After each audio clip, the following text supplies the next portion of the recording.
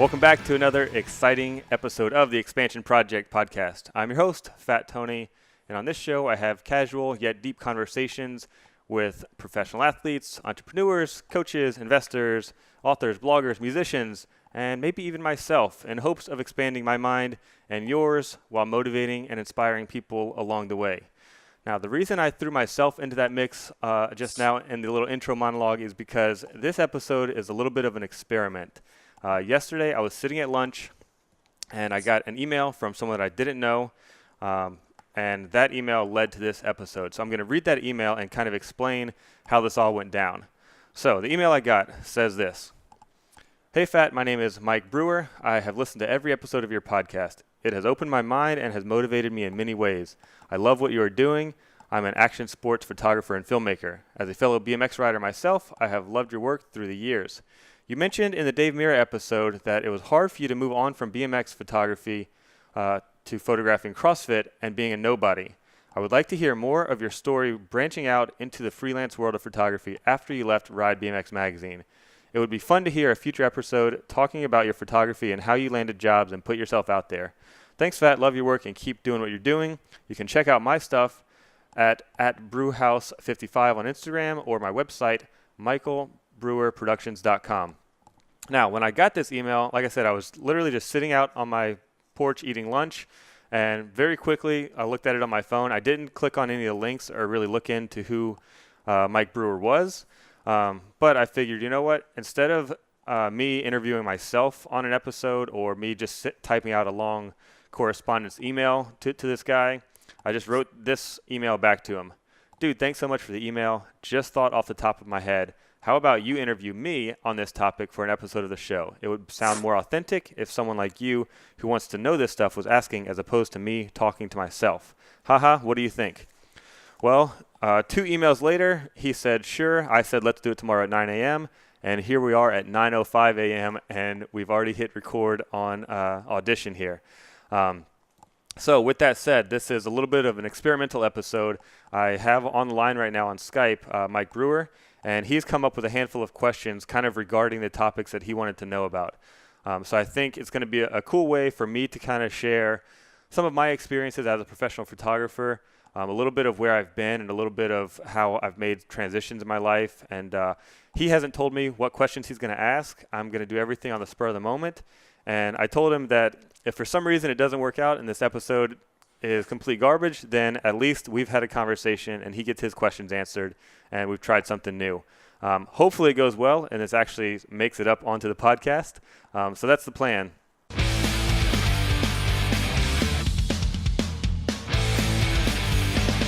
Before we get into all that, I'm going to go over a few quick things.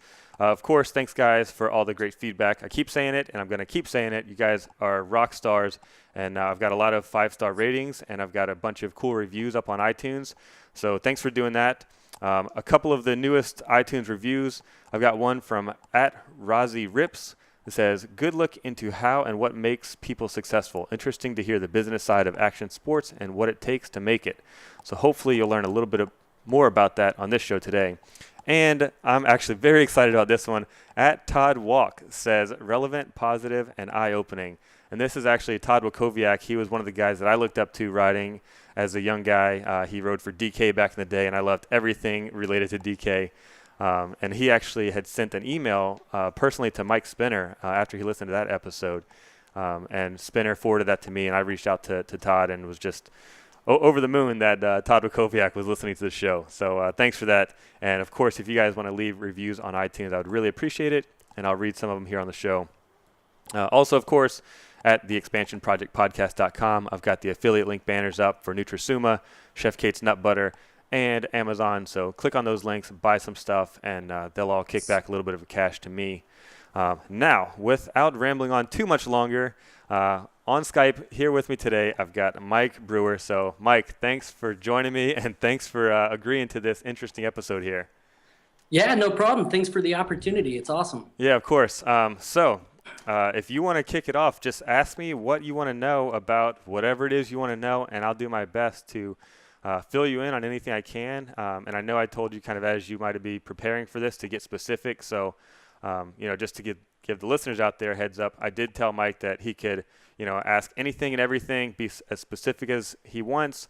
I'm an open book. I'm willing to talk about everything, including direct numbers and prices and fees and whatnot, which a lot of people tend to shy away from. So here we go. Mike, hit me with it, bro. Cool, awesome. So I got a big list of questions right now, and I'm just curious. So hopefully we could get to every single question. But sure, man. I've got plenty of time. Let's go for it. So, just from listening to your podcast, you're from Louisiana, is that correct? Yep. Okay. So I'm curious, what's your education background? I know you studied graphic design. Yeah. So when I was in high school, I took a yearbook class, my senior year of high school, and of course, this is a time when everybody's trying to figure out what they're going to do when they get out of high school. All the teachers and parents are kind of bugging at the kids. So in this yearbook class, I was basically given a 35 millimeter camera and a bunch of rolls of film, and I got to walk around the school taking pictures and going to different functions and taking pictures. And then when the photos got developed, I laid out pages. And this was like the very, very first year that our school was using computer programs to do any design. So half of my laying out of yearbook pages was actually freehand, just kind of drawing it out and doing cropping photos with grease pens and just doing things on paper. And then half of it was on the computer. So when I did this in my yearbook class, I thought, you know what, if I could take photos like this and lay out pages like this for a BMX magazine, that would be the best job in the world. So my thought was that I would go to school for graphic design, and with the intention of working at Ride BMX magazine. So I did enroll in school at LSU, Louisiana State University in Baton Rouge, Louisiana, and I declared my major as actually a Bachelor of Fine Arts with a concentration in graphic design, because that particular school didn't have a specific design degree. So it was fine arts, which means I was taking drawing and painting and sculpture classes and metal work and these kind of things with a concentration in graphic design. And so I always said that graphic design was my backup plan, and I was just going to do whatever it takes to work at Ride BMX magazine. So throughout school, I started doing things to kind of set me up to be able to get a job like that. But the biggest thing that I learned throughout school was that at a real magazine, it's not like the yearbook staff where you get to take pictures and do the graphic design. And what I learned was that those two jobs, a photographer and a designer, are very different. And in short, the designer sits at a computer all day while the photographer travels the world and does a bunch of cool stuff. So towards the end of college, I realized this, and maybe it was kind of a naive thing in the beginning, and maybe I just didn't do my research good enough.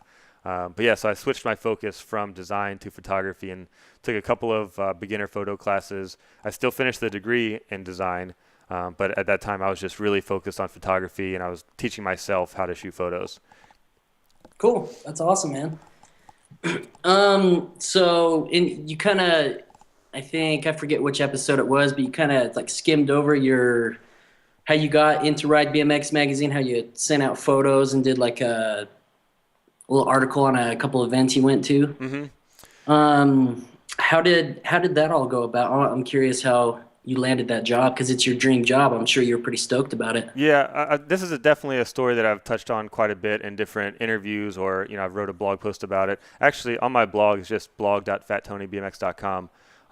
Probably the most popular article I've ever done on that blog, and the article I got the most response about was the job, or the article about how I got the job. So I won't go into too much detail about it, but in short, I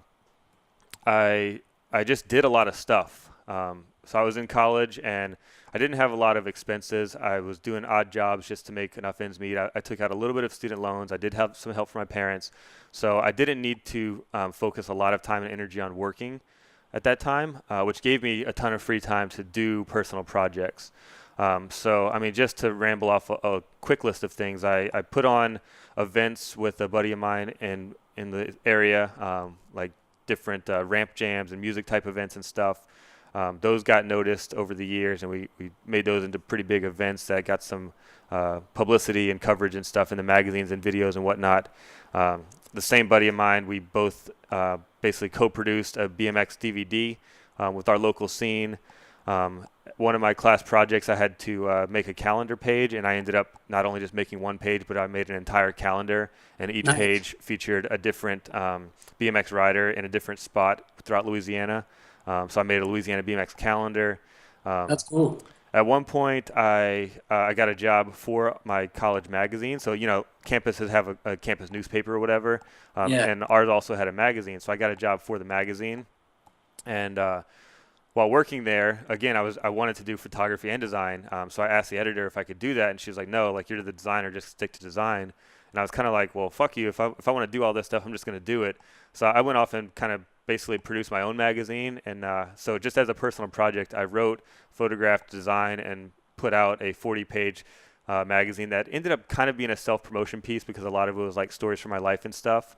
And anytime I did any of these personal projects, I would send them out to people that worked at BMX magazines and worked at BMX companies, just as a way to kind of tell people in the industry, like, hey, look what I'm doing. Here I am, a young, hungry, talented kid or whatever. And I don't necessarily think that would work as much today just because the way the internet's changed, but that's what I did. So yeah, then when I started shooting photos, I started trying to submit photos to Ride magazine. They all got shut down.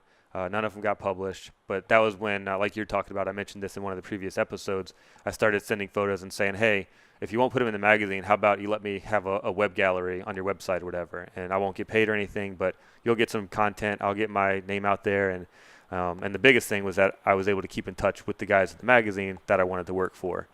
So yeah, in a nutshell, the guys at the magazine kind of saw over the course of a couple years the things that I was doing in my area and my scene, and I think they realized that not only did I have a little bit of a skill set, but I was just really passionate and really driven, and I think that was probably the big thing that they caught on to.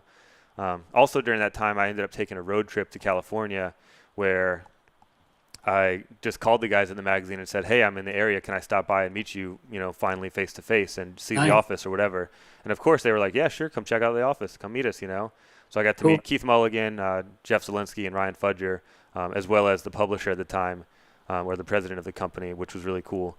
So yeah, then, about a month before I graduated college, I got a call from Keith Mulligan, who was the editor of the magazine at the time. And he said, hey, we're opening a position for an online editor. Oh, shoot. One of the big projects I forgot to even mention was that I created a LouisianaBMX.com, which was just a total, local scene website, which at the time was a pretty popular thing for people to do. And I was kind of one of the first guys to start doing a big scene website like that. So they were like, yeah, we see that you're already running your own website. Basically, this job would be the same type of thing, but for us on a national or international level, as opposed to just your own thing on the state level. So yeah, I got that call and went out for an interview in California about a month before I graduated, and pretty much offered me the job right away. That's awesome, man. Yeah, it's pretty cool. Kind of kicked off your career, I guess, right? Yeah, absolutely. So so a lot of what you were asking about are probably the direction that we're going to go here is transitioning out of that job. And I always tell people that I would not be able to do what I've done so easily or maybe so successfully had I not had that job first, because I sort of look at Ride BMX Magazine as the top of the food chain, so to speak, as far as the BMX industry. It's a company that is one of the strongest and oldest media companies out there. All the riders look to Ride as a way to get coverage, to be relevant to their sponsors and to sort of help make a name for themselves. All the companies look to Ride to advertise. So it's very much a driving force within the BMX industry. And as the online editor there, part of my job was to know the riders and know the companies so that I could have relationships with them, so that I could produce content based off of them for the website. So with that said, by the time I left the job, which was 5.5 years after I'd been working there full time, I pretty much knew everybody in the industry, and most everybody in the industry knew me, or at least knew who I was, even if they hadn't ever met me or anything, just because literally for 5.5 years, my name was all over the website every single day. I mean, 98 or more % of the content that went up on that website throughout those years was something that I was directly involved with. Either I created it or I posted it. We had very little help or other contributors on the website during that time. So, like I said, most of it was me, which allowed me to know everybody. And yeah, so when I left, people were like, "Oh, you're available? Hey, come do stuff for us," That's cool. So what made you go to the freelance world? Because I know you said like in a quarter of the year you doubled your income. Yeah. So, for episodes? um, yeah, I think this has been touched on a little bit in different things too, but we can all just recover it a little bit. Yeah. So basically, what it boiled down to is that, I kind of make a list of pros and cons of where I want to be in life and what my goals are in life. And there were certain things that were happening at the job that I was getting tired of. Basically, my job had gone from creating content almost full time to almost full time aggregating content. And so what that looks like is in the beginning when I started there was no YouTube, and I was making videos, shooting photos, writing articles, doing interviews, and I was creating all this content and putting it on the website. After a while, YouTube came around, and we had another competitor website that popped up called thecomeupbmx.com, another one, vitalbmx.com. These other websites popped up along with YouTube, and now there's all this other content out there that people have options to go to. And what the Come Up did was they didn't create their original content. They aggregated or pulled YouTube videos. They pulled videos from our website. They pulled videos from Vital's website and put it all in one, central place, which I think is actually a great idea and a great thing. But that also meant that I had to kind of keep up with that because people want to see everything in one place. So not only did I then have to create the content, I had to sift through tons of emails, tons of RSS feeds, tons of websites, tons of YouTube videos, and find the best of the best content out there to then embed and put onto our website. So what I enjoyed about the job in the beginning was the creating of the content, and then towards the end, I was just aggregating, and it was so much time sitting, blogging, and just finding other people's work to put up.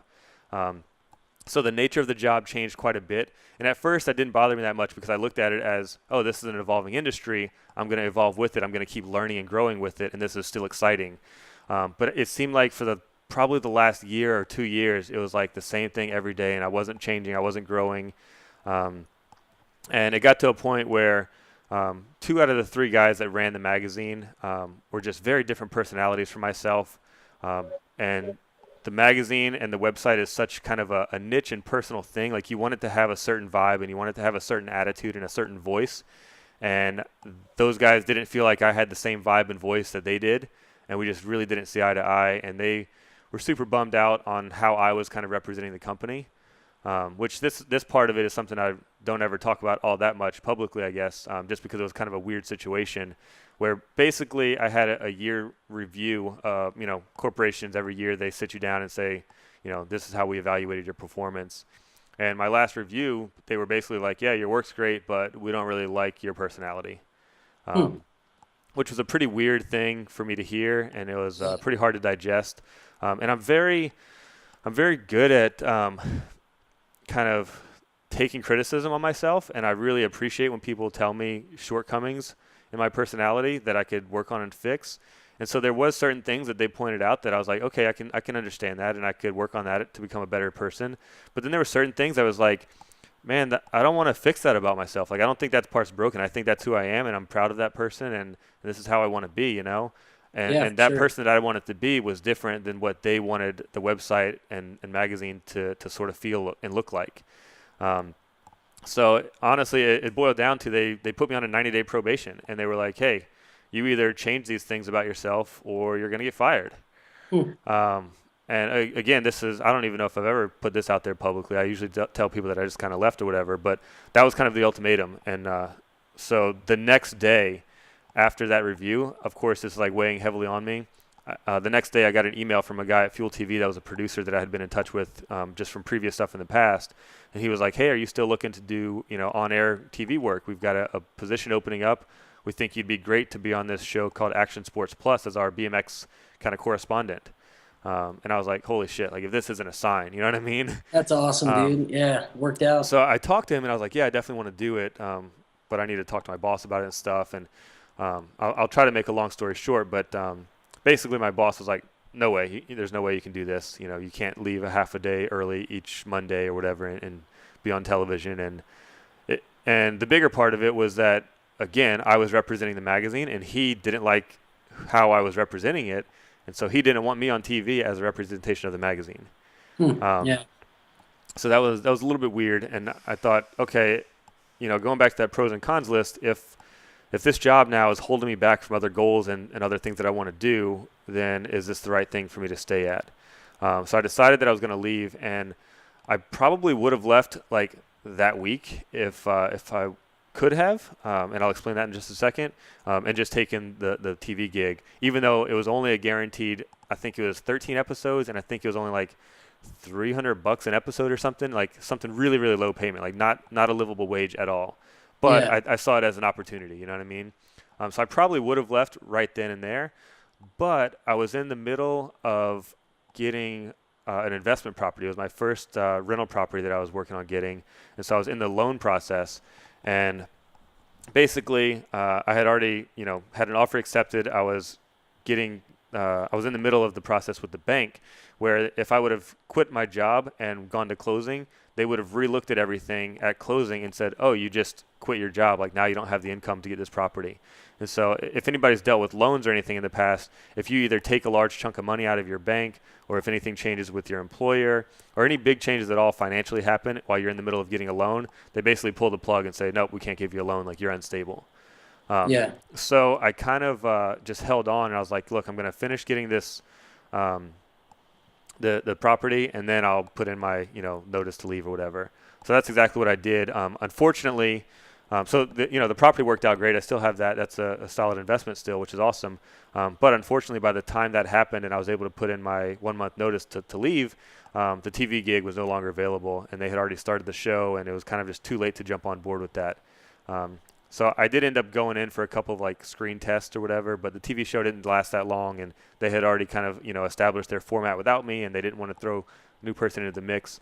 So unfortunately, that never happened. But yeah, so that's kind of what led up to me leaving, and prior to making that decision, it was definitely a lot of long, deep thoughts of what life is going to be like after the fact. And I mentioned this on another episode. I don't even think I've put it out yet.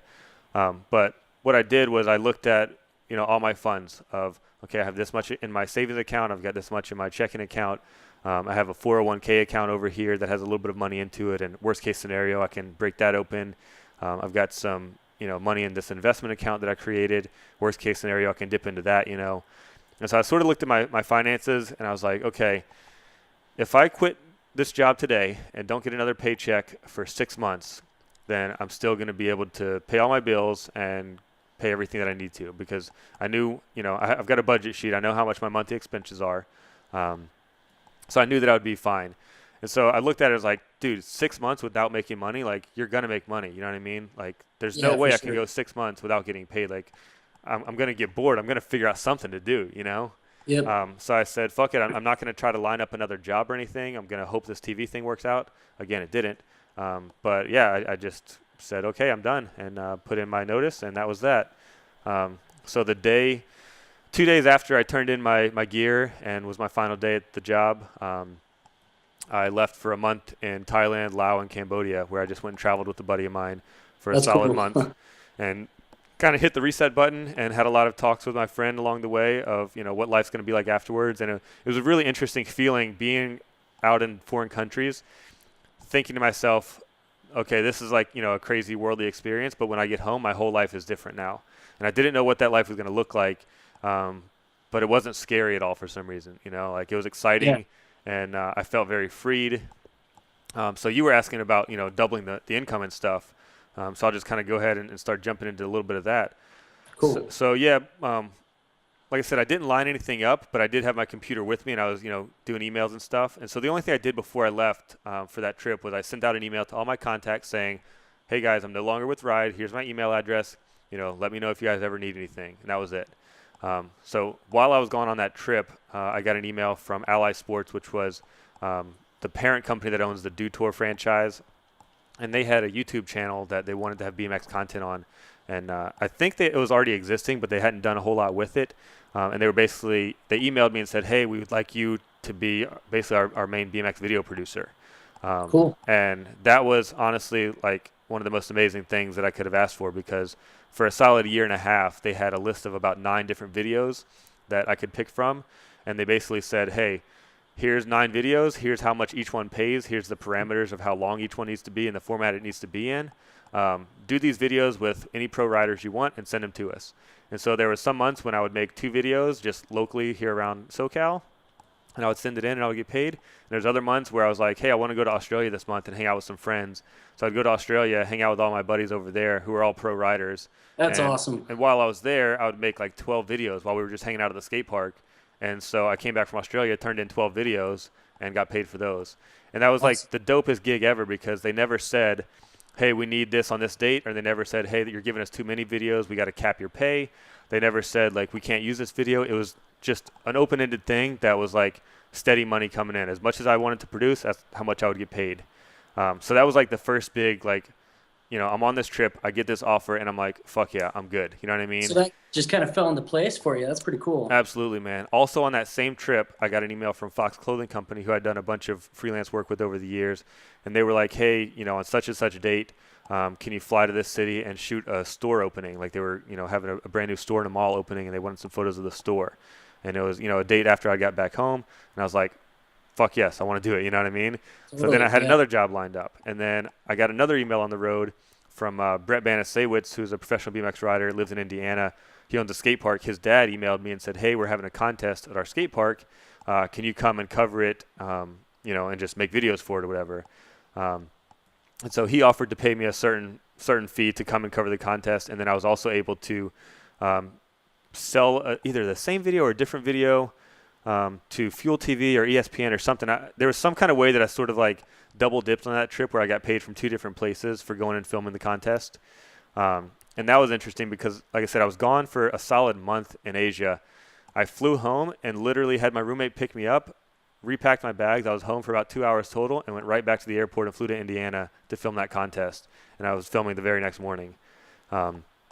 So, like I said, I got those 3 gigs lined up while I was in Asia. And so I came back and I was like, okay, this is going to be easy, you know? Yeah, that's awesome. And again, that all goes back to the fact that I did have that kind of high profile job before. And so people knew me and they knew my work. They knew my work ethic at that point. So right away, I didn't really have to kind of like put myself out there and solicit myself.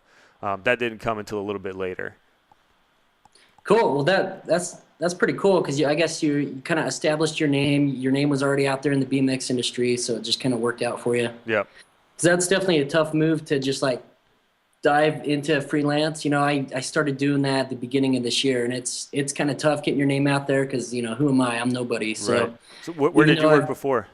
What's that? What was your full-time gig before? So I was going to school full time, and then I was just working part time. My dad manufactures like 50 car parts, like from the 1950s. So I just kind of work in his warehouse, and I've done freelance over the years, and he's pretty cool, pretty flexible if I got a gig in California or, you know, wherever. So nice. I was just doing that for a little bit, and then done some stuff with Eddie at 50/50. So that's he kind of introduced me to the BMX industry, you know. Yeah, cool. Yeah, it's funny. I was telling you before we started recording, but I'll go ahead and tell the listeners. When you emailed me, I just kind of assumed that you were a random kid or a younger guy, just because I get emails like that fairly frequently, you know, or on a regular basis enough that it's not out of the ordinary to get an email like that. And like I said, I didn't click on your links or anything until after I said, hey, let's do this podcast. And then it wasn't until late last night, because had a pretty busy day yesterday. Late last night, I clicked on your website, and I was like, oh, this dude's like actually really good. Like, you've got some awesome nature photos up on your website and stuff. And you've got some dope videos that you've done. And then I saw your email has a different .com email address. So I went and looked at the 50/50 Creative website and saw that, you know, you're homies with Eddie Buckley and Fuzzy Hall and stuff. And oh yeah, totally. I was like, oh, this guy is like totally legit. He's not just like a random kid. You know what I mean? Yeah. So that's cool. That's cool, man. Appreciate it. Yeah, of course. And yeah. So Eddie started taking me, like, I've been going to Texas Toast for the past 2 years, and then I've been to Dreamline a few times. And oh, cool. So yeah, it's kind of cool getting to know the industry. Oh, and I got a question for Eddie Buckley. He wanted me to throw this out there. I talked to him last night, but he wanted me to ask you what do you want to rebate the Powder Mountain Road? Oh my God. I have no idea what that is, but he wanted me to throw that out there. Okay. All right. Well, story time. Buckle down. This is a story time for you and everybody listening. So Awesome. Eddie Buckley is a guy that owns 50/50 Bike Shop in the Salt Lake City, Utah area. Really, really awesome, nice guy. So he helped organize a contest called Pall Mall on top of Powder Mountain Ski Resort. It was during the spring or the summer, like when there's no snow. So I went out there to cover it for Rod BMX Magazine. And so the contest is at the top of this mountain. And of course, there's a long, steep, winding road that you drive a car up. And it's a full paved road, but, just a road to get up to the top of the ski resort. So all these BMX riders are up there for this competition. And after the first day, there's a handful of guys that were like, hey, let's ride our bikes down the mountain.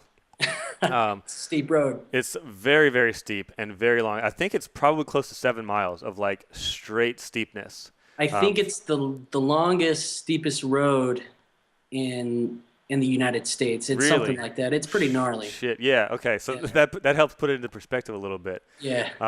So we had a little like dope, as actually a really nice little ski chalet or whatever at the bottom of the mountain. So there was a handful of us that were like, yeah, let's do this. So I just I don't even think I had my bike. I think I borrowed somebody else's bike maybe. Maybe it was my bike. It didn't have brakes on it, whatever it was. Maybe it was my bike and I didn't have That's brakes. sketchy, man. And there was a lot of us going down there. And so basically you just had to like go both feet on the ground like skis and just like brace your core as tight as you can and slam your feet on the ground. You'd pick it up and you start cruising for a little while and then you'd just be going so fast that it was scary as shit. And you'd like I put your can feet back imagine. down. So at the bottom of it, I remember Anthony Napolitan was like, dude, my brakes are gone. Like he had like totally wiped out his entire like brake pads on both sides. Jeez. The bottom of my shoes were like almost worn through to like, the skin. They were completely flat. And I was like, holy shit. But it was super, super fun at the same time. So fast forward the next day, competition's over. And there's a handful of guys that are like, yo, let's do it again. Or some of the guys were like, yo, you guys did it yesterday. I want to do it today. So this time I was like, okay, that was a little bit sketchy with no brakes. Let me borrow your bike. I actually asked Josh Holt, who had brakes on his bike, if I could borrow his bike and his helmet. Because the first day I didn't have a helmet either. So I got my backpack with like my computer and some other stuff in it. I got a bike with brakes. I'm feeling a little bit more confident. I've got a helmet. Like, all right, let's go. So we start cruising and it's so steep and scary that one of the dudes with no brakes stopped like pretty early in. It was just like, fuck this, I'm walking back to the top. Like, I'm not doing this. Smart dude right there. Yeah. Another dude's tire blew out because it was so fast and so hot that it just heated up the tire and his tire popped. I think that was Pat Casey. So Pat's tire popped and I stopped with him. And so Pat Casey lays his bike sideways across Kyle Baldock's bike and then gets on Kyle's pegs. And they're going to attempt to like ride like the homie on the pegs down the road with the bike laying across. And I'm like, dude, you cannot do this. Like, this road is really dangerous. It's really steep. Like, I did this yesterday. This is not a good idea. Please don't do this. And I was like really begging with them to not do it. And they're like, dude, we're professionals. We got this shit, Oh my gosh. So they start going, and I'm like, okay, I'm going to stay behind them. I'm just going to like stay behind them in case anything happens. Like, I'll be able to see them or whatever. So I think what happened is that, A, I was a little bit too pre-concerned with them and paying attention to them. B, I was a little confident because I had the brakes. And so I just started going too fast. And there was a right-hand turn in the road. And as I'm like making this arc, I'm basically going so fast that like I can't pull out of like what the centrifugal force is pulling me. And I'm just on this like permanent arc towards the edge of the road. Thank God it was the edge of the road that didn't have the cliff on the other side.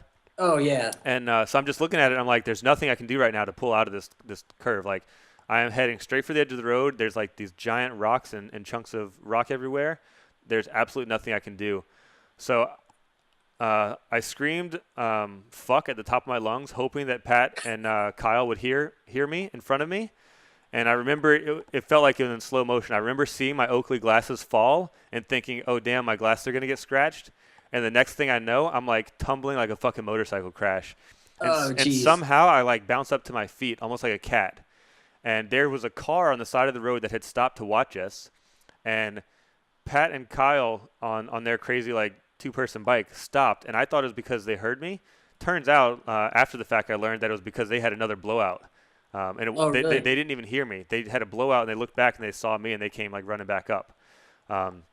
Meanwhile, a truck was coming up the road that also saw me crash. So the truck stopped, and I was like trying to assess the damage. I was like kind of in shock or whatever. I had road rash all over my body. I was like just pretty banged up, and I was like, okay, I need to like get to safety before all this pain sets in. You know what I mean? Yeah. Um, so I asked the guy in the truck if he would take me to the top of the mountain where we had a medic for the contest. He said yes, and I sat in the bed of his truck, but it was blazing hot, and it was like just burning me. I was like, I can't sit in here. I can't sit in here. It's too hot. I'm going to get burned. But he didn't want me in his truck because I was full of blood. So the car that was on the side of the road, thank God, had some kind of a tarp. They were in their trunk. They were like, here, throw this tarp on the truck and head up there, you know? So I went Yeah. back to the top, and thank God there's a guy named Buddy Ramsey who's a chiropractor and sports doctor that was up there. That was the medic for the competition. And he took care of me, bandaged me up, and got me back down to the chalet. His wife, praise her, she went to the drugstore and picked up tons of like medical supplies. Like I needed like a shitload of supplies to like clean me and bandage me up and stuff. Like I was toasted, you know. Yeah. And That's. I thought Did you go off the road or did you crash in the road? it was right off the edge of the road. Because there's like a little river on the side of the road. Did you hit Yeah, the river? I wasn't quite in the ditch fully. Like there was enough rocks before you hit the ditch that like I hit those Jeez. rocks That's and just like crazy. started tumbling. And like I said, I sort of landed on my feet like a cat. I don't know how it happened. It was, I'm sure I was like a little bit blacked out or whatever. Um, That's and, and, gnarly, and man. actually, while Buddy was helping patch me up, I almost passed out. And I was like, oh, fuck, I'm getting lightheaded, And he like had me lay down. He's like, yeah, you're going into shock. Like, you're in so much pain that your body's trying to shut down so you don't feel any pain anymore or whatever. So, yeah, my whole body was just screwed up, man. I had bruised ribs and this, sprained ankle and cuts all Jeez. over me. Thank God I had my backpack with my computer in it. Backpack and computer was totally fine. Not a scratch on my face or on the helmet or anything. It was just like road rash all over my body.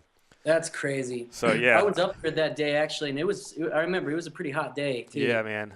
So that probably took up way too much time on this episode, but hopefully you guys got an interesting, good story of my life right there. That was by far the gnarliest crash I've ever had in my life. Even probably more gnarly than the time that I fractured my skull. Oh, But geez, that's so crazy. Eddie, no, I don't want a rebate on Pall Mall. Oh, and that night at the chalet, Eddie was like, "Yeah, dude, somebody died recently doing that same thing." And I was like, "No shit." And I did a quick Google search, like while I was sitting there icing my wounds, and sure enough, dude, there was two people on a road bike, and one guy like in the back of the pack, or whatever, fell off the side, and they said he was going about 40 miles an hour, which is about what I estimated we were going at. And Wow. and sure enough, he died, and his friend didn't even know he crashed. So his friend just kept going and didn't even Really? know it. Yeah, Wow, so that's pretty crazy. super super scary. But yeah, let's get back on track here with talking Cool. about some Yeah. photo work. Let's see. So I got a question. When you were doing freelance, when you first started, Mhm. was there any obstacle that you didn't expect to deal with when you first started? That's a good question. I don't know how to answer that right off the bat, so I'll just start rambling. So I think one of the biggest things with freelance work is that you have to be the right type of personality. You have to be willing to put yourself out there and self-promote, and email or call people out of the blue to say, hey, I'm available, or hey, I want to do work, or will you hire me? So Yeah. that wasn't necessarily an obstacle for me, but I think it could be an obstacle for other people as far as just getting over that mental fuck, or that like conditioning your mind to be okay with that. And I think some people just don't have that in them. The mental part is that you just have to be driven enough to work enough, because if you don't work, you don't get paid. And creating your own structure, whether that be waking up and setting certain work hours for yourself, or being able to work on weekends or whatever, just making yourself work when there's not a boss telling you to go to work. I think some people have a problem with that, and those people won't really thrive in a freelance type environment. So I don't think it's for everybody, but I think those mental things are the first obstacles for most people. As for me personally, I can't think of any big obstacles. I'll be honest with you, man. Like I said, I got those couple of gigs like right out the box, and that Ally Sports thing was a really great thing for me in the beginning, because, like I said, it came to me. I didn't even have to hustle to get that gig, and it was Yeah. steady money. And so probably the first 2 years after I left Ride, each year, I ended up making probably $20,000 to $25,000 off of those videos throughout the year, Yeah. That's which cool. which is a pretty solid base. Yeah. And so I kind of always knew that I had like that bread and butter client, and everything else was just helping like fill in the gaps and stuff. And of course, that still wouldn't be enough to live on, but it was still something that was like, okay, if things are running a little bit low, all I got to do is call up a friend, go out and film a video at the skate park or the trails, or go to a street spot, and boom, another couple $100 from Ally. You know what I mean? That's cool. Yeah. So yeah, unfortunately, I don't have a good answer for you as far as my personal obstacles. Okay. Um, Yeah, I was just curious because it's I'm kind of in that area. Like, I was going to school at Utah Valley University studying digital media, and I kept getting gigs here and there. So this year I got my LLC license, mhm. and I'm like, I'm going to take this semester off. I'm just going to try to get my name out there and get work. And that's kind of where I'm at. It's like it's hard to establish yourself if you're a nobody. Mhm. Like you obviously had your name established, but you and like you said, it's not for everybody. You definitely got to be motivated Yeah. Yeah. uh, to go out there and do work. And Okay. So all right, I'll bring it to this. So you were, I was kind of talking about it in the very beginning. So let's talk about more of this transition. So after the first 2 years, the Ally Sports shut down their YouTube channel. I had also, at that time, secured a team manager position with Free Gun Underwear, which was a steady $500 a month paycheck. Which nice. anytime you have a steady paycheck is really nice, or guaranteed income. That's really nice when you have a freelance job. So, a lot of people recommend getting on some kind of retainer, or, having some kind of contract with repeating work with the client. Yeah. So after 2 years, those two things were up. And that was kind of when I was like, oh, damn, like what next? And it's funny, it is like exactly year blocks. And so it's easy for me to look at it as such, because I quit Ride at the beginning of December. And then December, 2 years later, is when Ally had at that point had shut down a few months prior, and the team manager thing for Free Gun ended also in December. And either at the beginning or the end of the year is always a good time to travel for me and my good travel buddy, because it's just a slow time in the freelance world. A lot of our clients and stuff are off on holiday and stuff, so it gives us a little bit of downtime in the freelance world during those times.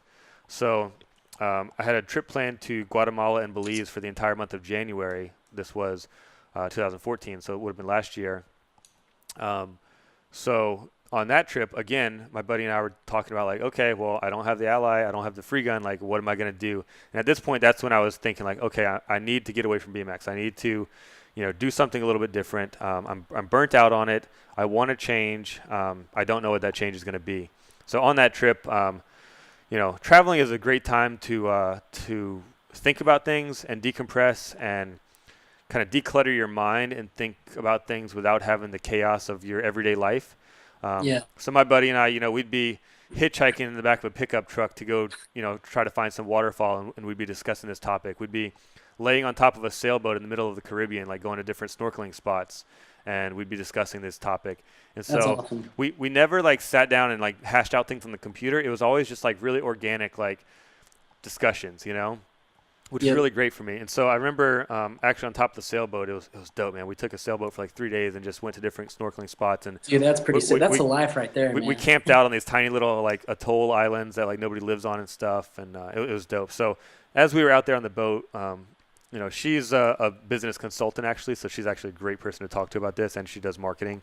So she was like, okay, let's break down a couple of the things that you can do. Let's go after the low-hanging fruit first. So what are the easiest ways that you think you could possibly make money?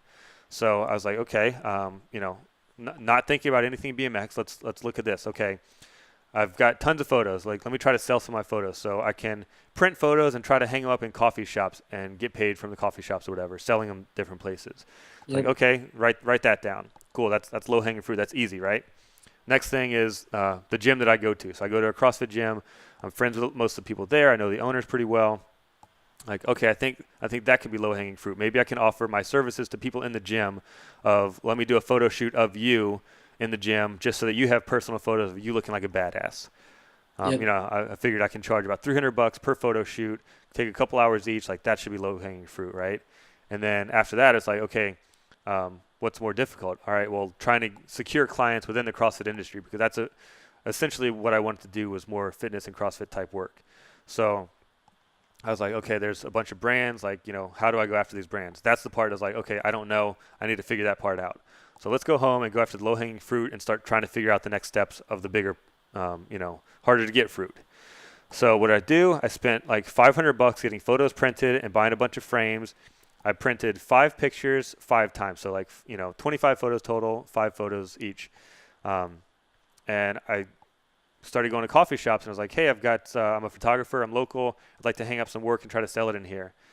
Dude, I should have fucking done my research first because not a single coffee shop would take my photos. Dang. And I was like, why did not I call or go to these places before I had the photos? I was just like, you know what? I'm going to You show up just with a went for it. box and I'm going to walk in with these photos and they're going to say, sure, hang them up on the wall. Put a price tag on it. People will call you and pay you. Dude, I Yeah. was fucking wrong because all these places were like, oh, you're going to have to talk to our curator. We do things on a calendar. You got to talk to this person and you got to call here. You got to fill out this form. And I was like, whoa, I didn't know coffee shops were this formal with their hanging artwork. You know what I mean? Yeah. So this box of $500 worth of prints sat here for literally more than 12 months. And finally I brought it to the gym and started giving them to people at the gym. Dang. And a couple are hanging at the gym still. And so I still have a handful of these fucking prints like a year and a half later. So fail. Next thing, I go to my gym and I do a little photo shoot with my good friend just for free, just to see how it works. Because, I'm used to shooting BMX action. I didn't even know how it would go to shoot the stuff in the gym. Yeah. Photos came out dope. He started posting them up. People are like, dude, these are sick. So I go to the gym owner. I'm like, hey, I've got some photos. I've got an idea. I want to offer this service to our gym members. They're in the best shape of their lives. They want photos of themselves looking like a badass. I'll shoot photos. They pay me money. We'll do it during open gym time when nobody's here. I'll give you some of the photos from the shoot to use to promote the gym. Like basically you get free work for letting me do this. Apparently our gym is a member of like a larger kind of umbrella organization where the umbrella sort of controls what goes on in there. So they went back, talked to them, came back to like, hey, you have to have insurance through your business, which I don't have. And you have to pay us a $500 a day location fee to do your business in our location. And I was like, well, fuck. If I only charge $300 per photo shoot, that's not going to work. Yeah. So I've never done a photo shoot for any money in the gym. So my first 2 like low-hanging fruit type things were like, damn, that didn't work out at all.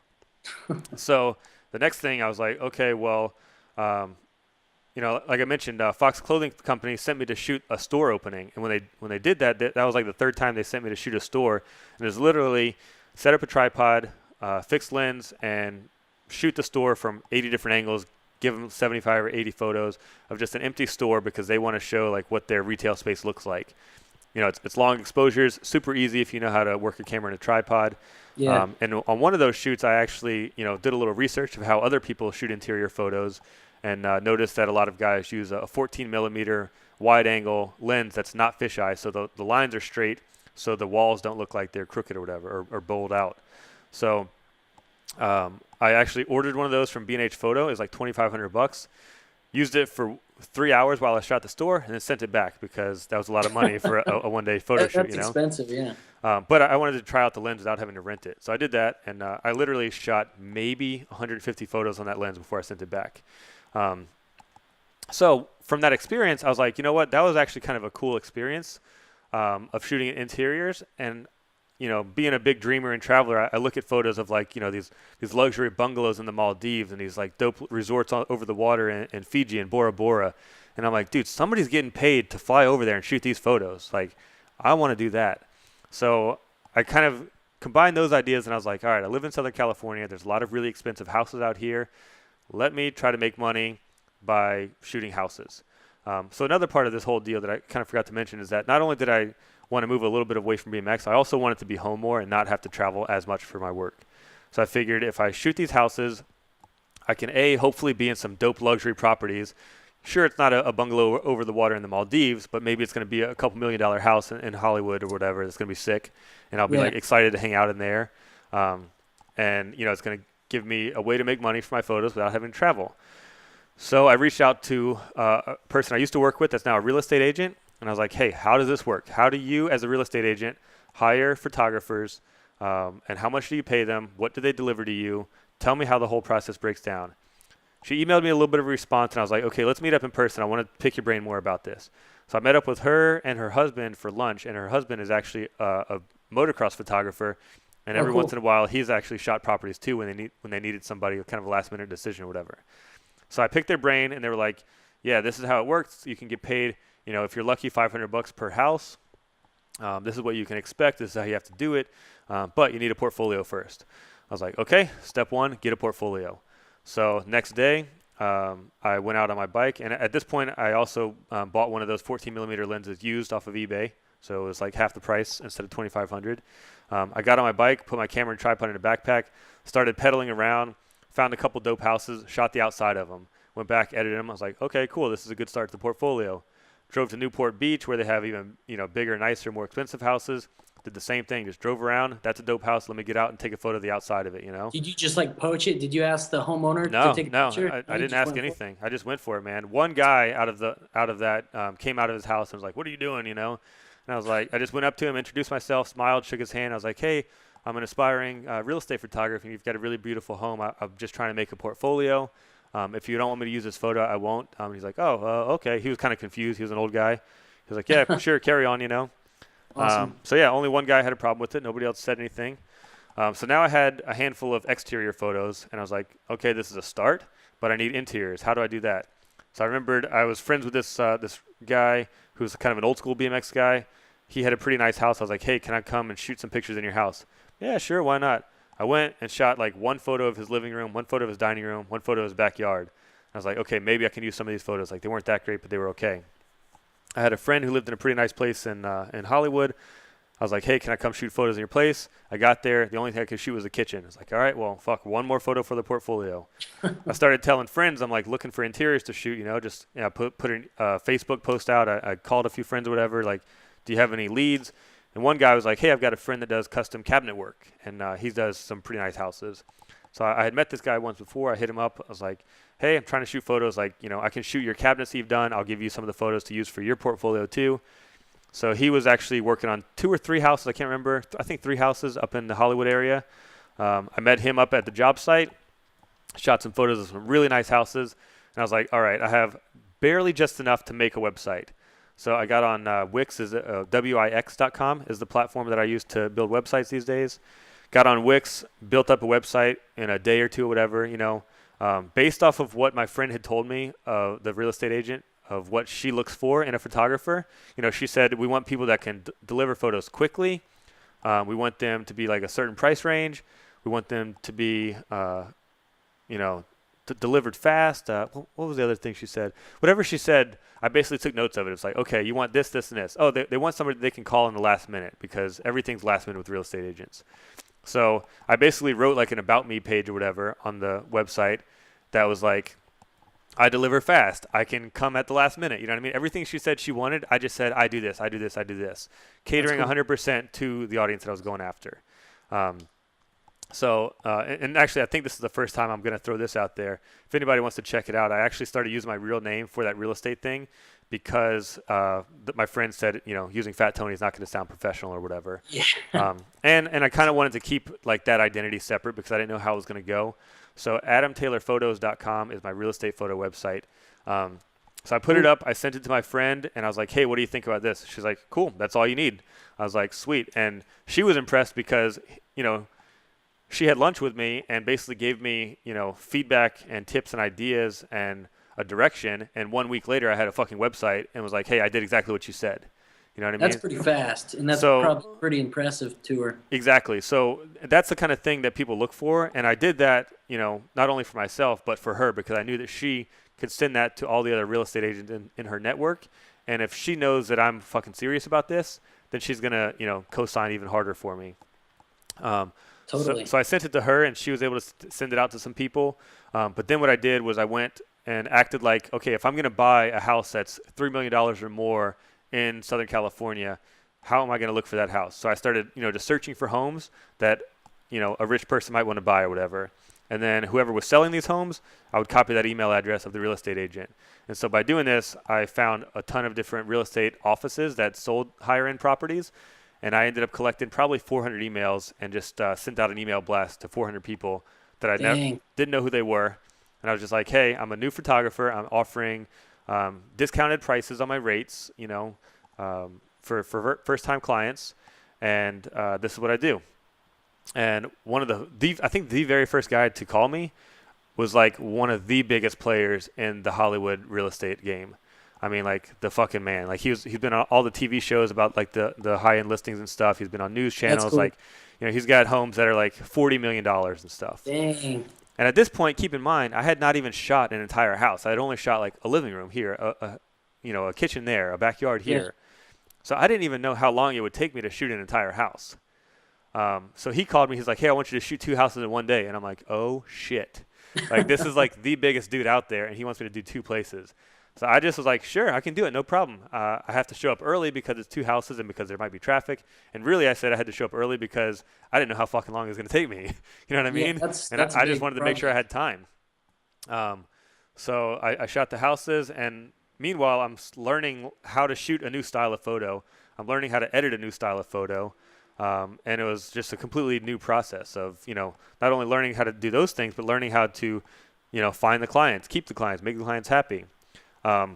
So I don't even know what question prompted that, but I think it was talking about like kind of the struggles in the beginning. So the Yeah, struggle yeah, was finding the work, right? So to wrap it yeah. all up, That's tough. the struggle was finding the work. You know what I mean? I threw a bunch of things out there, whether it be the coffee shop photos, the gym photos, or this real estate thing. Luckily, the real estate thing stuck, and I got to a point where 1 week I shot 8 houses a week in 1 week at Dang, $500 each. You know what I mean? So I had like a $3,500 week shooting real estate houses. that's pretty good. By that time, I had also started outsourcing the editing of my photos to a guy in India that would edit for $1 per photo. So he took, that week that the It's a week good that I deal. shot 8 houses, he took about 25 hours of work off my plate for about $220. Dang. So I learned a lot through it. Once I got to the point where I learned everything about that and got to a point where I was making money, I was basically like, you know what? I'm not really enjoying this. I don't really enjoy shooting the photos of the houses. There was a couple homes that were like really fucking dope. And when I got into the house, I'm like, damn, this is why I shoot luxury properties, because this house is badass. This is motivating. This is the house that I want to live in. So being in this house is motivating to me and it makes me happy. But most of the houses were like just not that great. And, I just wasn't enjoying it. And so I basically decided, okay, I want to move on from this, And by that time I was, like I said, I wanted to do the CrossFit thing. I didn't know how to do it. And I had worked at that point to try to figure out how to do the CrossFit thing. So I guess the next part would be, okay, how did you get into the CrossFit? Because now I'm beginning to get established within the CrossFit industry as well as a photographer and a video guy. So this was actually a huge lucky break for me. During the process of, trying to figure out how to shoot CrossFit photos, I had done the gym photos of my buddy, and some people at my gym had seen those. So now at least the people at my gym knew that I was interested in photography. So that was the step one, that I put myself in the right spot. So if I hadn't done that, maybe this person wouldn't have made the post. So what happened is somebody at my gym follows a company called Pure Pharma, who's a kind of a supplement company and protein company within the CrossFit world. They posted on our gym Facebook page, "Hey everybody," or I think maybe if she sent it directly to me, like tagged me, like, "Hey Fat, Pure Pharma just posted this on Facebook. They're looking for a photographer to shoot this event." And I Nice. was like, damn, thanks for the heads up. You know what I mean? Yeah. Now, had I been following that company myself, I might have seen it. Had I not, shown people that I was interested in photography, maybe that woman wouldn't have known to like give me the heads up, Yep. So part of it's a lucky break that she saw it and pointed it out. Part of it is me setting myself up for that lucky break because I, had already shown people what I was interested in, right? So I reached out to the company and I was like, "Hey, I saw your post. I'm interested. Yada yada. Here's everything you asked for." They wrote back to like, "We got an overwhelming response. Blah blah blah. Like we have too many people submitting, things. So now we're gonna have to narrow it down. Next, next email you send, include all this information. Blah blah blah." And of course, because I have been through this professional world, I know how to deal with people professionally. I know what it's like to be on their end of receiving all these emails. So I know how to speak to them in a way that makes their life easy and makes them not question my professionalism. So I sent them an email back that was very detail-oriented, straight to the point, and included everything they would have needed to know. Of course, they got back to me, and they're like, "Hey, you got it. We want you to be our guy." And turns out they were basically saying, "Yeah, we want you to be our guy for free with no money." And I was like, "Oh, fuck. What did I get So myself they into?" weren't going to pay you anything? It was Correct. just, This was a dang. 3-day event in San Diego, and they were offering no money. And I was like, okay, I'm a professional. I have not done work for free in a very long time. Like pretty much not since I was sending photos to the Ride BMX magazine website before I got that job. Yeah. But I was like, you know what? This is, a new industry. And I'm trying to, start from scratch basically. I know that I have the professionalism, the gear, and the skill set and the mindset to make this work, but I don't have the connections yet. So the connections are the missing link at this point. So I can't remember if it was an email or a phone call, but I basically broke it down to him and I was like, hey, I'm a professional. I don't work for free normally, but I'm interested in a long-term relationship with you guys. I know that there's other events that you sponsor. One of them just in a couple months here that's local to Southern California. I'll agree to do this for free if you think it's a possibility that I can do more work with you guys and get paid, and also get paid for this next event coming up. And of course, nothing's a guarantee, and we're both going to see how we work together. But Yeah. if you don't think that's a possibility at all, tell me now, because then I won't do it. But if you think it's a possibility and that's something you're willing to consider, then I'll do it for free. So I always tell people, I hate recommending doing work for free, but if you are going to do it, go into it very strategically with something in mind that you're going to get out of it in the end, whether that be, a solid connection that that connection is going to lead to something, or a game plan of after you do the event for free, you're going to email every single one of the event sponsors and show them, what you've done, and put your work out there somehow. Don't think that you're going to do work for free and people are going to come to you because they saw your work. Like that whole thing of if you build it, they will come. That shit doesn't really work in the world of freelance photography or anything like that. If you build it and you show it to every fucking person and you tell every person, hey, I built this, look at me, I built this, come hire me to build something for you, then they might come. But don't expect to do some work and then have somebody come ask you for more work. So I did that event for free. And I think they paid maybe like my gas and maybe some meals or something, to go down there. Yeah. Did it pay off in the end? Dude, absolutely. A lot of connections. So what happened was after that, they were very impressed with the photos. I was able to take the photos from that event. So now I have photos of professional CrossFit athletes in a professional event. I was able to send that to the people that put on the event and say, hey, look what I did, like here I am kind of thing.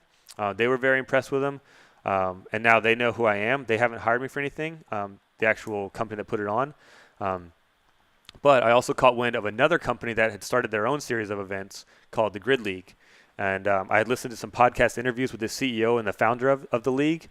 And I seen a post somewhere that they were looking for some kind of admin people or some kind of office workers. And they said, go here to apply. So I went to the website, couldn't find like a general email, but I did find the email of like, applying for this other position. So I emailed them with attached 20 photos saying, hey, sorry, I know attaching 20 photos is not very professional, but I didn't know how else to do this. I'm a photographer. I'm professional. I have a background in, action sports. I've shot all the biggest action sports events for the last 7 years or 5 years, whatever it was at that time. I've recently shot the, this other competition. Here's some photos from that competition. I want to shoot for you guys. And so this was a brand new sports league that was starting. That was just doing like, tryouts and just sort of forming. So the person that got the email forwarded it on to the owner. The owner actually called me and said, hey, I'm impressed with your work. What are your goals? What do you want to do? Like, where do you see yourself? And he basically like interviewed me over the phone. And I was straight up with him. I was like, look, man, like as I was on the phone, I was actually at X Games. I'm like, look, I'm at X Games right now. I'm not making that much money this week. I want to, I'm burnt out on BMX. I've done this for all these years. I want to, follow my new passion, which is CrossFit. I want to work in this industry. I'm hoping that this industry pays more. I don't know if it does, but I'm hoping it does. I told him about how much I was making at these different events and things I was doing with BMX photos. And, I told him, within 5 years, I want to be established in this industry, just like I'm established in BMX. And, Cool. and I also told him that, my goals are to not have to rely on that. I told him I'm interested in real estate investing and other investment opportunities that, eventually I can, not have to work. Or if I want to shoot photos, I'll do it for fun, So he just picked my brain, and after a 15-minute or so phone call, he's like, okay, you know what? I'm going to send you to our next event in Vegas, and I'm not going to pay you as much as the other guys because this is a trial run for you. But if it works out, then we'll send you to these other places, So, yeah, that first event that I did for free got me in with them. And then I shot the event in Vegas for them. They sent me to Miami, paid me the full rate in Miami. They had me do several events that were in Southern California that year. Now that same company that I shot for free, I not only shot the next event that they had coming up for money, I shot another event last year. This coming weekend, I'm shooting another event for them. Next weekend, I'm shooting another event for them. I've already done 2 video projects for them this year. They have 2 more video projects already in the works for me this year.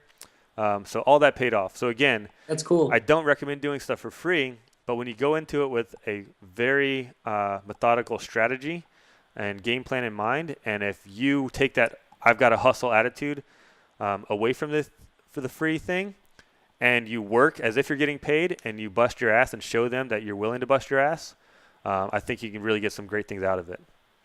Cool. That gives me, because I go to a lot of contests. I got a lot of 6 shots of like Drew Bazanza and Hucker at Dreamline and Texas Toast, and I have all these pictures sitting on my hard drive, and that gives me ideas to reach out to other people and show them my work. Because like you said, you can't wait around for people to come to you. You got to go to them, and Yep. Yeah, that's cool, 100%, man. Yeah.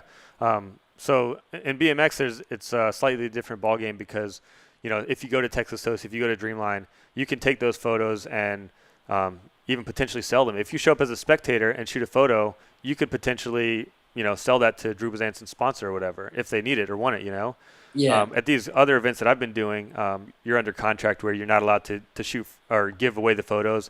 Actually, I'm not even allowed to use them on my blog or on my portfolio.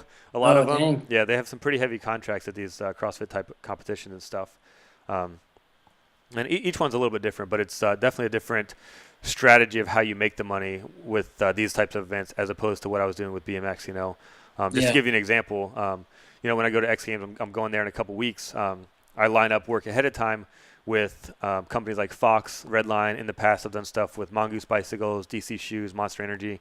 And I try to line up as many clients as I can before the event and say, I'll provide you with a daily gallery of your athletes from the competition for X amount of money. And so I'll go there knowing that I'm going to be shooting for 2, 3, 4, 5 brands or whatever, and that I've got to capture all these athletes. Whereas the other CrossFit stuff that I've been doing, it's more like you shoot for one company, that one company only. You have to give them the photos. You can't do anything with the photos. And you just have to structure it differently a little bit, Yeah, that's cool. That's awesome. And then I got a question. How do you bid prices for gigs? Because I've struggled with that one. How do you do that? That is the $1 million question, man. I think every freelance person, every company deals with that. Every person that starts doing this struggles with it.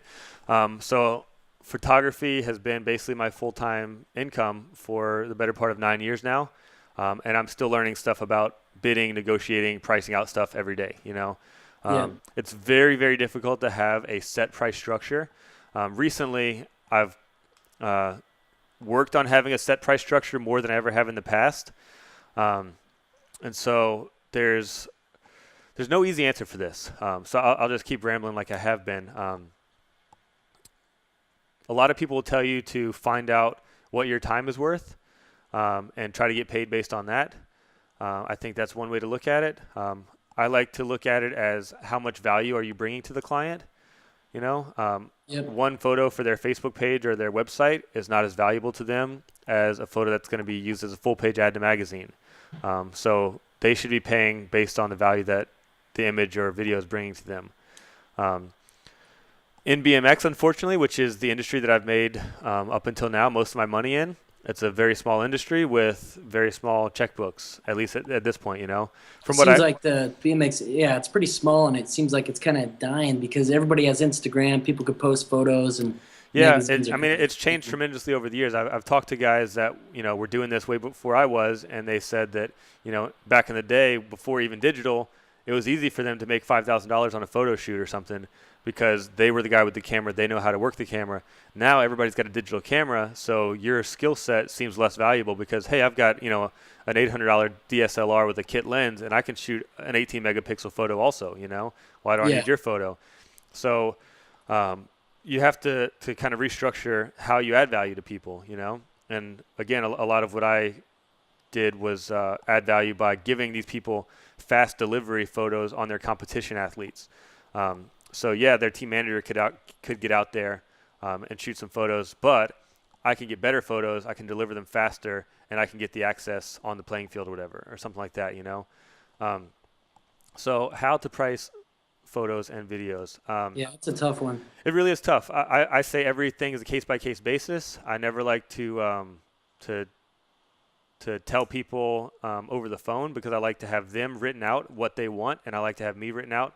This is what you get based off of what you said you want, so that there's no kind of gray area of, oh well, I thought you said this. Like I like to have it in writing for sure. Yeah. So kind of pick their brain, see So what the budget is, and kind of see what they want. right, right, and again, BMX is small industry with small checkbooks, and people are not willing to pay for very much. So there comes a time when people are saying like, I'm going to pay this, and this is my top price, and you have to either decide, well, is it worth me taking that amount, or do I want to just pass on it because I want to stick to my morals or whatever you want to call it, stick to my guns and say that my work is more valuable than that. Again, I don't advise people to work for cheap if they don't feel like they're getting paid what they're worth. But if you're in a situation where you need the fucking money to pay your bills, then you might have to do that. Yeah. The problem with that is that when people start doing work for cheap, it sets the bar low so that other professionals can't charge the proper professional prices anymore. And that's a big thing that you see all the time in CrossFit and in BMX. Well, I'm sure other industries as well, but these are the two industries I'm familiar with now. But yeah, once you start undercutting other people, then it just lowers the bar for everybody, and it just makes it that much more difficult. Yeah. So I mean, just to give you a general idea, I'll just spit out some numbers for you. So I've sold photos for either Facebook or website use only at $50 each. I've sold photos for a full page ad in a BMX magazine for probably as low as $250. I don't think I would ever go lower than $250 for a full page ad, and to me that sounds really low. I would normally try to get $500. Again, this is BMX. Another industry, and if you're talking about commercial photos, we're way different, and I'll explain that in just a minute. But $350 to $500 for a full page ad in a BMX magazine is pretty decent, I think. I've gotten paid from a company within BMX, but it was one of the larger like corporate brands. I don't know if I should say the name. Fuck it. Monster Energy back in the day. They had a guy that was working for them that knew how to pay for photos, and at one point he paid me $1,500 per photo for like some kind of a cardboard display or some sort of kind of window poster that was going to be in gas stations. Yeah, that's cool. So that was like $1,500, for a poster.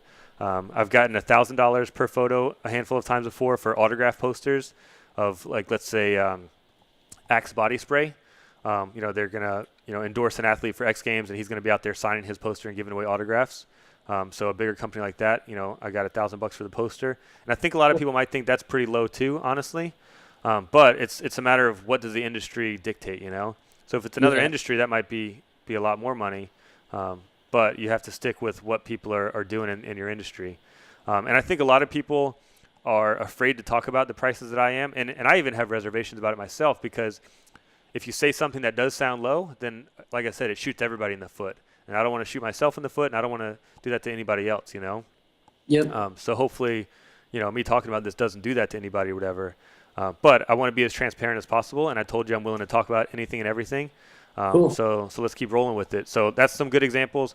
Earlier this year, I did a corporate type job, and this was a company that reached out to me through my real estate photo website that they just found through Google, I guess. It was a company that was a publicly traded energy company. They make electric vehicle charging stations, and so it's a big company with a big budget.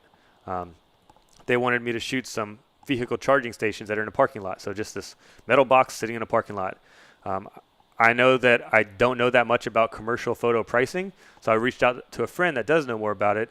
He kind of coached me up a little bit, and he sent me some great resources and links to a website. I don't know the name of it. I'll look it up and post it in the show notes. It's a great resource where a lot of professional photographers will, take out the name of the company they're working with and take out their name and address or whatever, but they'll put the actual either estimate or invoice and post it like in a PDF format, so you can see exactly how professionals have bid it out and gotten paid for their commercial jobs.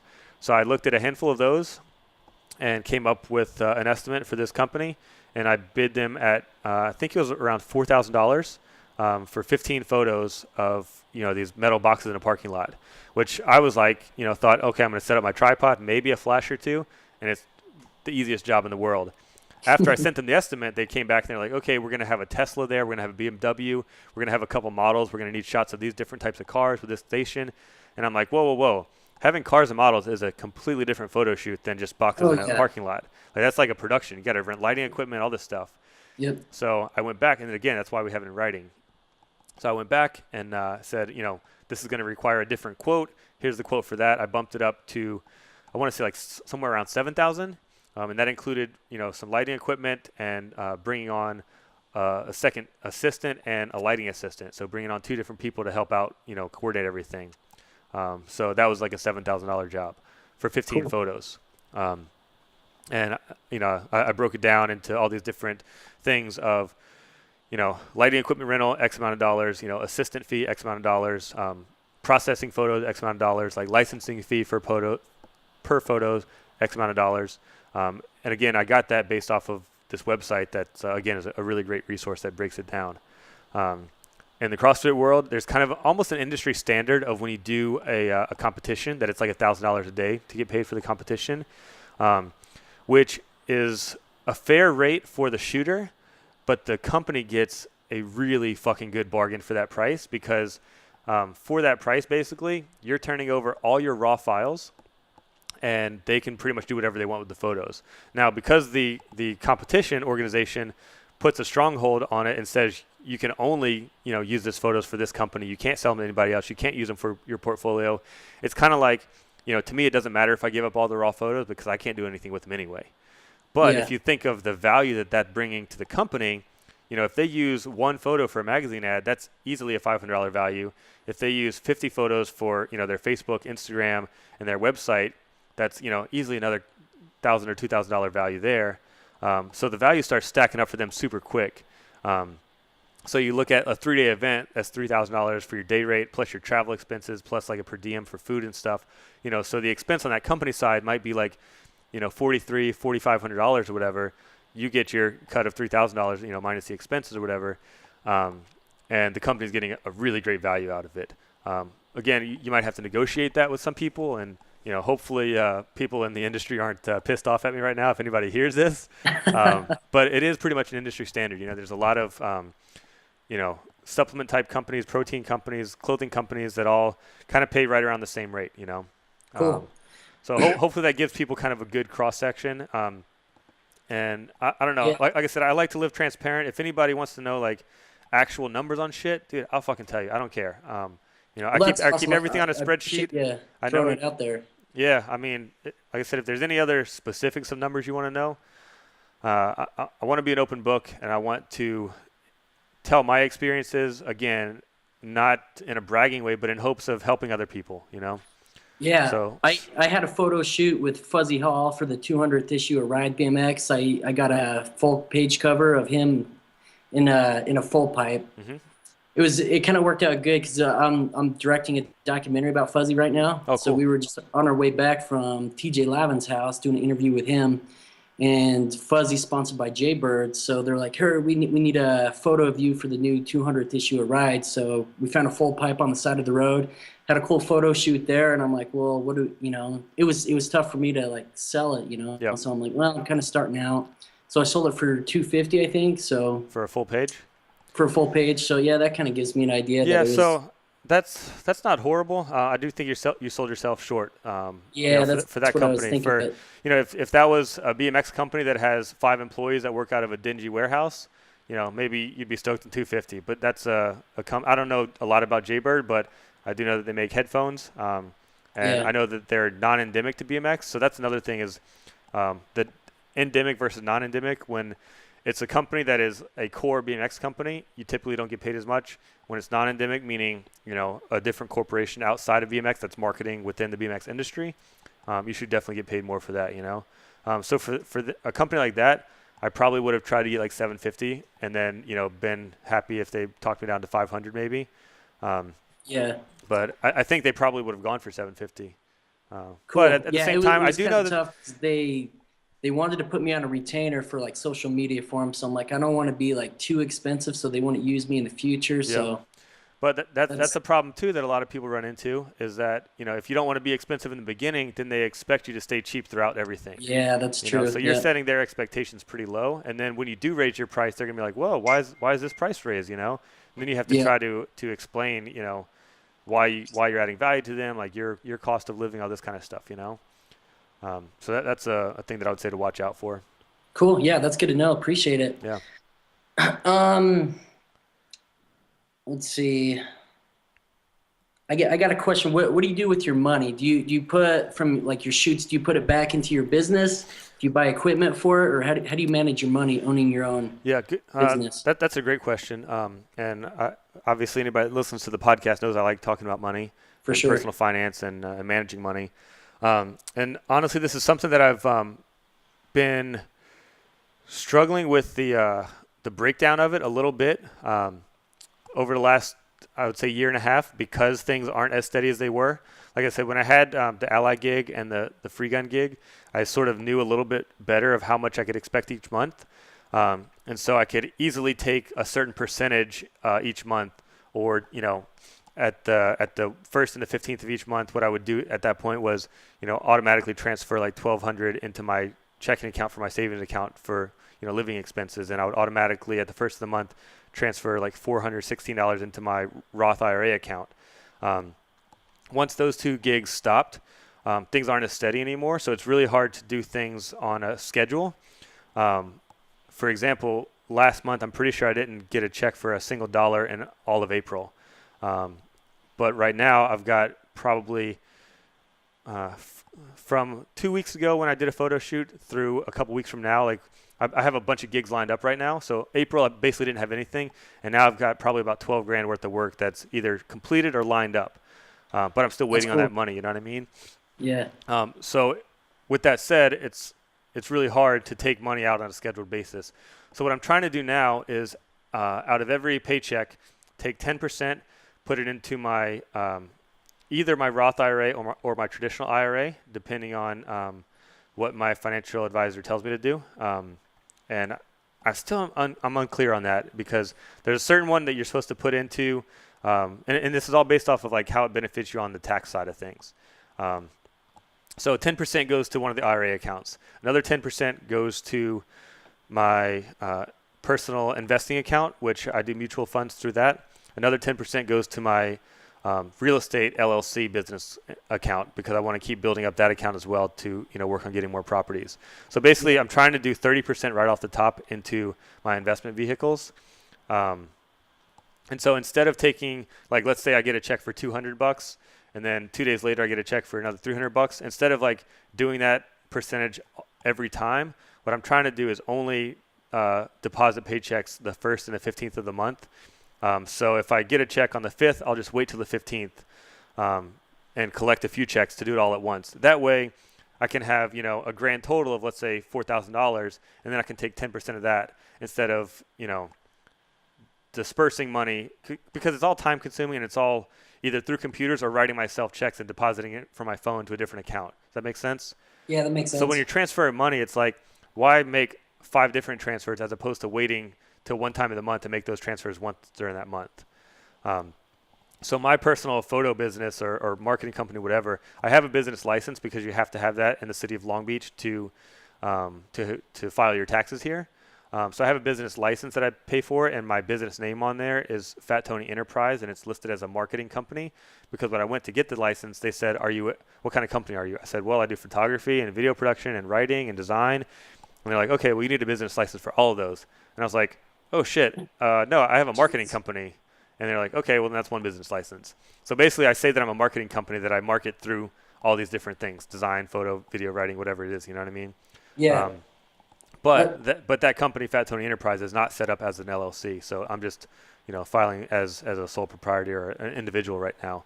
But my real estate investment company is set up as an LLC, because I've got 3 properties in that if somebody slips and falls on my property, they're going to sue that LLC company, not sue me personally.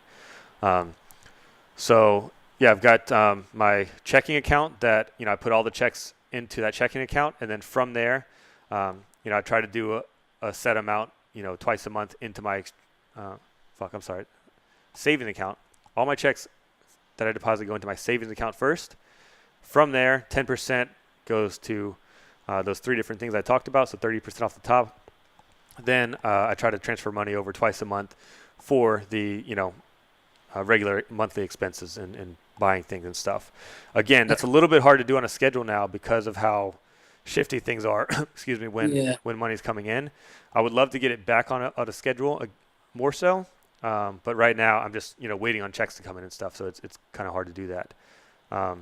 For sure. So yeah, is that cleared up? That's cool. Yeah, that answers my question. Cool. Next one, how do you prepare for a photo shoot mentally? Because when you go to a photo shoot, just like you got thrown into the real estate, those 2 houses a day, you're like, oh, dang, because you've never done a full house. Mm-hmm.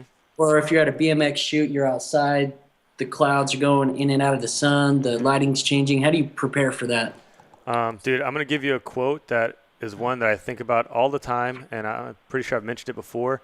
Robbie Morales, the former owner of Fit Bikes, I guess, now owner of Cult Bikes Company. I think he was the very first interview I ever did with anybody when I started working at Ride Magazine. And he said a quote in his interview that he said, "Never let them see you sweat." And I think about that often. And when I go to a photo shoot, that's my mentality, because even if you're maybe a little bit unsure of yourself, you're probably only unsure because you just want to do a great job. Like you fucking know how to shoot photos. Yeah. And you know more than the client that's going to be there. So if you look frazzled and stressed out and like you don't know what you're doing, you're just going to come off to them as an amateur. So don't let them see you sweat. Never let them see you sweat is my mentality.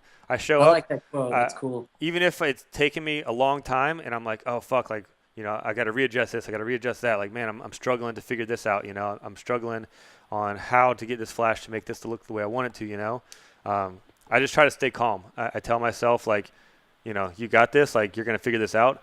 And even if you need to take your time and do it slowly, do that, because you walking back and forth to flashes, figuring things out, checking the back of your screen, like sitting there scratching your head, thinking about how you're going to pull this off. That just makes you look like you're knowledgeable and that you're thinking things through to the client that's sitting there with you, Yeah, that's cool. I like that. It's like a nightmare of mine to have a photo shoot and you back up the photos and your hard drive fries. Like, have you ever had that situation and dealt with that before? You weren't able to deliver your photos because you lost them. I've never not been able to deliver photos. Thank goodness. That's good. There was a time, as crazy as it sounds, there was 2 times when I filmed videos for Ally Sports and the computer was stolen. Dang. So one time, or lost/stolen, I guess. So I had filmed and fully edited 3 videos that I could have turned into Ally Sports, and there was 3 other videos that I didn't edit, I think. So like a total of, I think, 6 videos on my computer that I could have gotten paid for. And I left my computer in the seat back pocket on an airplane. And when I went back, it wasn't there, and they never turned in or anything. Dang. So I had about 6 videos that never got turned in. Again, because I wasn't on hard deadlines with that company, they didn't even know that I had ever filmed those videos, so it was no loss. It was a loss on my money, but it wasn't anything to the client. Literally about 31 days later after that, I was in Estonia and doing stuff at Simple Session. I had my computer in a press room that basically anybody that was at the event, like all the riders and skateboarders, all the athletes, had access to this room as well. I had my computer open with a sign on it that said transferring files, do not touch. I was uploading a bunch of raw footage to Fuel TV. And I knew that it was going to take hours and hours because the connection was pretty slow. So I had to leave it there while I went through my work, and shot the contest. Yeah. So like I said, this was literally 31 days after I left my computer on the plane and bought a brand new one. I was out shooting the contest. I had another about 6 videos that I'd shot for Ally Sports on that computer already. Different 6 videos. None of them were edited this time, at least. And I went back and somebody had just stolen the computer out of the room. And, Are you serious? Yeah, I never got that one back either. I'm pretty good about backing up photos and stuff. One time when I was in college, I was had a hard drive in my backpack as I was pedaling up to campus, and I was manualing down the street and looped out and somehow sat on the hard drive in the backpack and broke that hard drive. So probably the first 6 months of photos I ever shot in my life were gone, which kind of a bummer because I would love to see like some of my very first photos I ever shot with my DSLR Oh camera, yeah, you know. definitely. And then like when I'm out on a shoot, like let's say, okay, this weekend I'm going to shoot the CrossFit Regionals for Pure Pharma. During the event, I'm going to go dump photos off my memory card to my computer. I'll also back them up to an external hard drive, so I'll have 2 copies, you know, before I go delete my card, hopefully, or before I put a different card in, you know. So that's kind of my go-to backup way, is just once on the computer, once on the hard drive. And then when I get home, I'll put it onto a permanent hard drive, you know, and things live there. And the way I run my system, which is probably more organized than most, but less strategic than maybe some big companies, maybe. Because I've heard some backup strategies that are like pretty over the top. But what I do is I like to keep 1 hard drive for every year. So throughout 2015, I put everything on a hard drive. And probably about midway through the year, I'll buy a second hard drive and just like make a backup copy of that. So 6 months in, I'll have like a backup copy. So, you know, I hate to say it, knock on wood here, but, you know, if my hard drive that's on my desktop right now was fried, then everything I've done from this year is pretty much gone. You know, there are recovery places that can get some stuff back for you that actually do a really good job of that, of recovering hard drives. So It's about pricey though. Oh yeah, for sure. So about halfway through the year, I'll back it up, and then at the end of the year, I'll back up everything again. So I'll basically have 2 exact copies of 2015. One that I keep in my closet, one that I keep on my desk. You know. Yeah, that's smart. I've even done that where I'll bring a copy of that to my mother's house in Louisiana and leave one there in case an earthquake comes and, you know, tears this place down or whatever. Totally. So currently, right now, I have like, and I guess over the years too, like hard drives have gotten bigger, they've gotten a little bit cheaper. So I've been able to consolidate a little bit. So I have everything from 2006 through 2011, I think, on one hard drive, or maybe throw a 12. And then I've got like 2013 on another, 14 on another, 15 on another. So I've got like 4 or 5 hard drives sitting at my desk right now with, you know, each kind of by year, and they're all daisy chained together. So if I plug something in, or when I plug my hard drive in, they all pop up. So if somebody says like, hey dude, remember in 2009 we went on that trip and we did this, this, and this, like, do you have that photo still?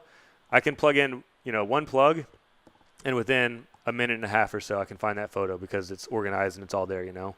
Yeah, that's cool. So I got a question. I had a job with Redline last year at Texas Toast doing video work with Josh Holt, Brandon Dosh, and Ben Voiles. Mm-hmm. And, you know, Justin Cosman over here, Keith Mulligan over here. Like, what's the proper etiquette to not get in another photographer's way? What are your thoughts on that? That's a good question. 'Cause you don't want to stand right next to him and get the same angle. You know what I mean? Wait, like, so you were making a video or a photo though? It was video. And they were shooting photos? They were shooting photos. I think Justin was doing video work. Okay. Yeah, But, if it's at a competition, it's kind of like fair game almost, you know? I mean, okay. especially a It's gotta competition like that, because I'm imagining you're at, like, the side of a dirt jump, you know what I mean? Right? Is that kind of where it was? Yep. So in that instance, they're all jumping the exact same jump, and there's not a hell of a lot of different angles you can get, you know? I mean, maybe if I see like somebody shooting fisheye at a jump, I'll just put on the long lens, go back. You have to shoot the same jump, so maybe you just don't want to shoot it the same way as them at that point in time, you know what I mean? Then when they switch lenses and put on the long lens, then you switch to fisheye. Or if you're shooting a specific guy, like you only had to shoot those 3 guys, say, hey, Justin, I'm shooting for Redline. Do you mind, you know, not filming this next run of Dosh because I'm getting this for my client, you know? So if that's the case, if you're doing something for a specific client, just, you know, talk to the guy. So I guess general rule of thumb, talk to the people. Everybody's cool. You're all on the same team. You're all shooting the same stuff. You know what I mean? You're all trying to make money. You're all trying to put cool content out there. So talk to them, figure out what they're doing, what they're shooting for, and figure out what's going to work best for both of you guys, you know? Cool. Yeah, that makes sense. Yeah, because you don't want to poach their, you know, wherever they're at. And I mean, it's a completely different thing if they're like out at a street spot and shooting a photo, like, basically, and at that point, you just don't shoot anything. Or, you know, if you're filming, then you ask them if you can film it or something. But if it's at if it's at a competition, I mean, dude, there's a lot more leeway there. For sure. Cool. Yeah, I was just curious about that. So, dang, that's like pretty much all my questions. Awesome. Cool. Well, we're about an hour and a half in, so I think we've gone pretty long. I think we've gotten some good information out there. I think I've answered what you need, and it sounds like you've gotten something out of this. So hopefully, Yeah, definitely. other people get something out of this as well, just based off of my stories. And I kind of have a little bit of a philosophy of I sort of want to inspire people or motivate people just by leading by example. So I'm not trying to change the world. I'm just trying to say, here's what I did, and if you can take something away from that, then that's good. You know what I mean? Yeah. So hopefully that came across through here. So before Yeah, I we think go, you got some good ideas, and I appreciate your feedback, and yeah, it's for kind sure, of man. fun to pick your brain. Cool. Yeah, and let me know if you have any more questions out there. So before we go, I will allow you to plug your social networks and your website and stuff. So go ahead and tell us where people can connect with you, see your work, contact you if they want to hire you. Cool, for sure. So I'm on Facebook, just Michael Brewer. I have Instagram at brewhouse55, and then you can check out my website at michaelbrewerproductions.com. Cool. Actually, so like I said, I did go to your website, and I was pretty impressed with some of the stuff. But I will give you some professional feedback, and Yeah, please, I'll say thanks. it now just so that everybody else can hear it too. Some of your photos on the main page were like super, super dope. Like a lot of the travel ones I was really impressed with. And then there were some that I felt like were sort of the weak links. And then there were some that were portraits of the same couple. And it was like a different portrait, different background maybe, but the same people. And I Yeah. think that looks a little bit more amateur when you have kind of repeats, like Okay, yeah. I would say only put in one portrait of that same couple. If you have a different portrait in a different location with a different couple or a different person, then that's fine too. But I think in a portfolio type situation, like you only want to see the best of the best. So if Okay, anything's yeah. similar, what I say is if anything tells the same story, take it out and keep just the best story there. You know what I mean? So Yeah. if your story is, an engagement photo, you've got one couple, they're engaged, it's an engagement photo, cool, you can do engagement photos, move on. You know what I mean? Yeah. But yeah, so anybody that wants to go check out his work, definitely go check it out. Like I said, he's got some dope nature shots and stuff. I love the animals, like some wolves and bears. Like I'm actually pretty jealous of a lot of those landscapes and animals you got there, man. Yeah, it's up in Yellowstone. So, Sweet. I'm going to Yosemite later this year with my dad, so oh, hopefully I can get nice. some That's dope cool. nature stuff too. Anyway, so my social networks, of course, Facebook, Instagram, Twitter, and .com is all at Fat Tony BMX, FATTONY BMX. The show, The Expansion Project Podcast.com. That website, of course, it has a post for each of the episodes. You can, get your links to iTunes. You can get the links to all the show's social networks there. And, of course, those affiliate banners, Nutrisuma, 20% off by using the code FATTONY1. They've got some amazing pea protein that I take and some amino acids, some super green supplements that I take. I've also got banners up there for Chef Kate's nut butter. She's got some delicious, delicious stuff up there. I particularly like the 6-seed flavor and the raw almond brownie butter. I'm drooling just thinking about it. And she'll give you 15% off with the promo code FAT15. And, of course, the Amazon banner. Bookmark that. Use it when you buy stuff at Amazon. It won't cost you anything extra. It's going to help me out, though. And, of course, subscribe to The Expansion Project on iTunes. It's on YouTube. If you want to look at it there, that's fine. It's a little bit more there just so that people can embed it on their site easily and for search engine optimization. But what I do when I listen to podcasts is just the little purple podcast app on your iPhone. Click that, click subscribe, download each one automatically so you don't miss any episodes. You can go to iTunes also and leave a 5-star rating. I would really appreciate that. And also leave a review. I'll keep reading the best reviews on the show. If you missed the last episode, as we're recording this, it actually launched this morning, but it was with the drummer for Fall Out Boy, who's Andy Hurley. He is a drug-free, vegan, plant-based CrossFit athlete and the drummer for a very famous band. They've sold millions of records all around the world. So we talked about his lifestyle choices to stay drug-free and remain on his vegan diet and keep training CrossFit while he's on the road. We also talked about basically the business end of being a full-time rock star. So I asked him all about kind of how he's setting himself up for success so that he doesn't have to work after the band has run its course.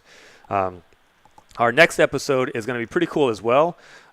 We kind of go from the extreme of big-time celebrity rock star with Andy Hurley to another guy who is basically, hopefully he doesn't mind me saying this, but he's a nobody. His name is Mike Doyle, but he's got a really cool story where he was looking for some inspiration and a change in his life, and he recently just sold everything that he owned and hit the road, and now he's a permanent nomad, and he's living life on the road. He's running a business from the road, and he's trying to set up his new blog as a business. And so I talked to him all about how he decided to make that change and take the plunge, which I know a lot of people think about but never do. So if you want to get inspiration from somebody that is very much like yourself and is thinking about traveling and pulled the trigger and just did it, then make sure you tune in next week for that episode with Mike Doyle. And that is going to wrap it up for today. So thank you guys for joining us. Thank you, Mike Brewer, for hitting me up and doing this. I think it's really cool, and I'm glad that it worked out. So like I said, keep in touch, email, phone number. You got my number. Text me, whatever you need. And yeah, for sure. Catch you next time, man. Thanks a lot. Later.